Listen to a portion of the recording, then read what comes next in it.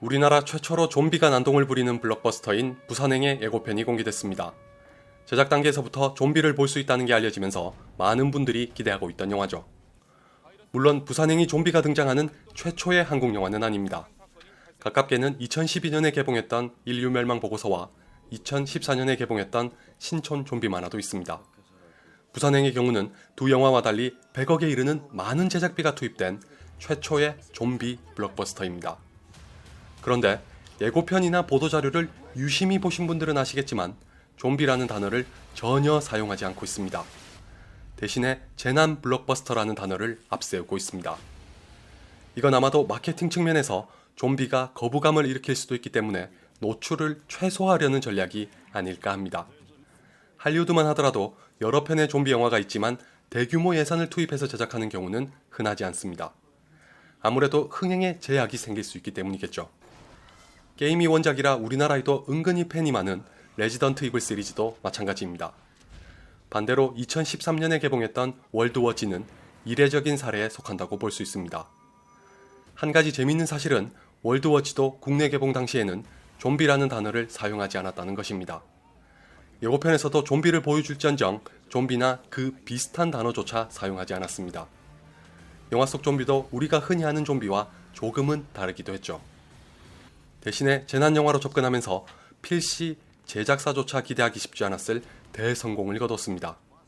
우리나라에서도 500만 명 이상이 볼 거라고 누가 예상했을까요?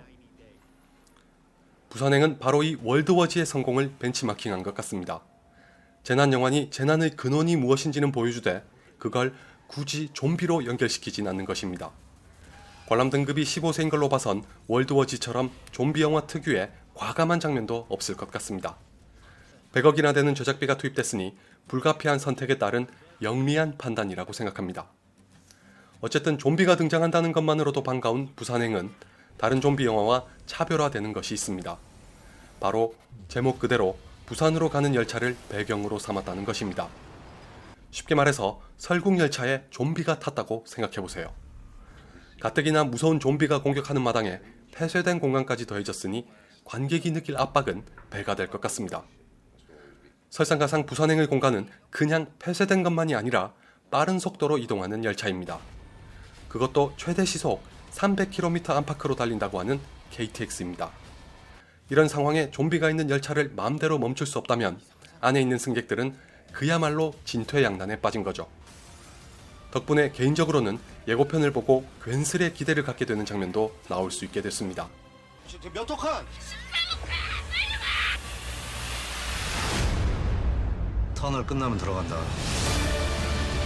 당신들 말이야, 지금 무슨 일이 벌어지고 있는지 몰라?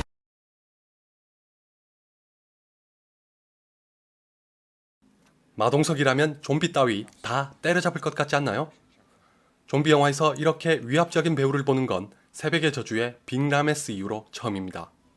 요즘 384 기동대에서 외모와 어울리지 않게 비교적 순하고 바른 인물로 나오던데 역시 마동석은 이런 캐릭터를 연기하는 게 가장 잘 어울립니다.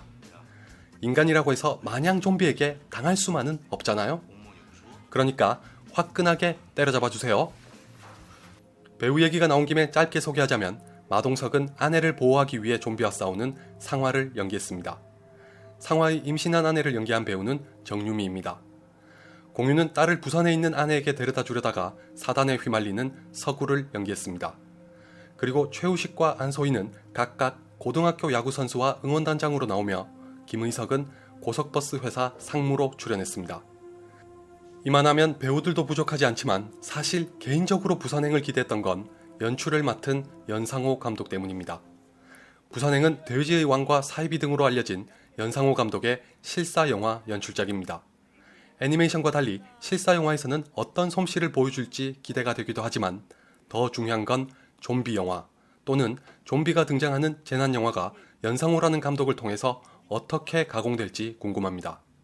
돼지의 왕과 사이비를 보신 분이라면 대부분 저와 비슷한 생각을 하셨을 겁니다.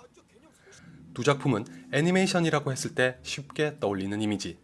예를 들어 디즈니나 픽사 같은 할리우드 애니메이션의 이미지를 완전히 파괴합니다. 한때는 연상호 감독에게 왜 실사 영화가 아닌 애니메이션을 택했는지에 대한 질문이 있었던 걸로 기억합니다. 답변을 듣고 자시고 할 것도 없이 돼지의 왕이나 사이비가 실사 영화로 만들어졌으면 어땠을지 상상해보면 됩니다. 저는 과연 내가 그 영화를 마지막까지 볼 수 있었을까 하는 의구심을 가졌었습니다. 이게 무슨 말이냐면 그만큼 돼지의 왕이나 사이비는 암울하기 짝이 없습니다. 애니메이션을 택한 진짜 이유는 여러 가지가 있겠지만 애니메이션인 게 다행이라고 안도할 정도로 참담하고 절망적인 현실을 여과 없이 전하고 있습니다. 저는 그게 마음에 들었지만 아주 많은 관객이 스스럼 없이 좋아할 수 있는 작품이 아니란 건 부인할 수 없겠죠.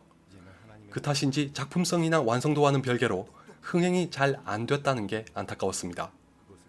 참고로 돼지의 왕은 슈퍼히어로 영화를 좋아하시는 분은 한번 보셔도 좋습니다. 그렇다고 이 애니메이션에 슈퍼히어로가 등장한다는 얘긴 절대 아니니 오해하지 마세요. 오히려 돼지의 왕은 현실에서 우리가 영웅을 어떻게 소모시키는지를 노골적으로 보여주고 있습니다. 슈퍼히어로 영화가 쉬이 다루지 않는 이면을 보시는 걸로 생각하시면 괜찮을 것 같습니다. 돼지의 왕과 사이비가 모두 청소년 관람 불가라는 건 유감이네요. 그리고 연상호 감독은 자신의 작품에서 굉장히 날카롭고 깊숙하게 사회 비판적인 시각을 담고 있습니다. 이것만큼은 부산행에서도 조금은 기대할 수 있을 것 같습니다. 원래 재난영화나 좀비 영화는 인간의 사악한 본성을 까발리는 것과 더불어 가진 자와 못 가진 자의 처우를 대비시키는 등으로 현실을 비판하는 역할을 하기도 합니다. 예를 들어 2012에서는 배를 탈 수 있는 티켓을 어마어마한 가격에 팔았습니다. 우리 같은 사람은 그냥 꼼짝없이 죽으라는 셈이었죠. 몇 년 전에 개봉했던 한국 재난영화인 감기는 무능한 정부를 비판적으로 그리기도 했습니다. 부산행의 경우는 어떻게 다룰지 아직 정확히 알 수 없지만 일단 김의성이 연기한 캐릭터가 그와 비슷한 면을 보여줄 확률이 높을 것 같습니다. 캐릭터로서 풍기는 분위기부터가 범상치 않습니다. 그나저나 이 사람은 KTX를 탄 고속버스 회사의 상무라는 것도 재미있네요. 뭔가 사연이 있겠죠? 만약 부산행을 보시고 만족하신다면 8월에 개봉할 예정인 서울역도 기대하세요. 서울역은 연상호 감독이 자신의 본업인 애니메이션으로 돌아가서 부산행의 프리퀄로 제작했습니다. 다시 말해서 부산행에서 좀비가 창궐하게 된 계기와 과정을 담고 있는 애니메이션이 바로 서울역입니다. 짧게 공개된 영상을 보면 부산행과 달리 좀비의 식인이 있습니다. 부산행의 열차는 아마 이런 좀비에게 감염된 채로 타던 사람이 돌변하면서 난장판이 될 것 같습니다. 한편 중간에 열차가 탈선을 하는 건지 더 이상 부산으로 갈 수 없게 된다는 안내가 있습니다. 여기서 좀비 영화가 하나의 공식처럼 가진 딜레마가 발생합니다. 이대로 안전하게 머물 것인가 아니면 목숨을 걸고 탈출할 것인가. 밖으로 나가는 것보다야 안에 있는 게 훨씬 더 안전하겠지만 당장 식량과 식수를 어떻게 해결할 것인지를 보면 마냥 머물 수만도 없습니다. 부산행의 인물들은 과연 어떤 판단을 할까요? 10중 8구 부산으로 향하겠죠? 그렇다면 이들은 무사히 부산에 도착할 수 있을까요?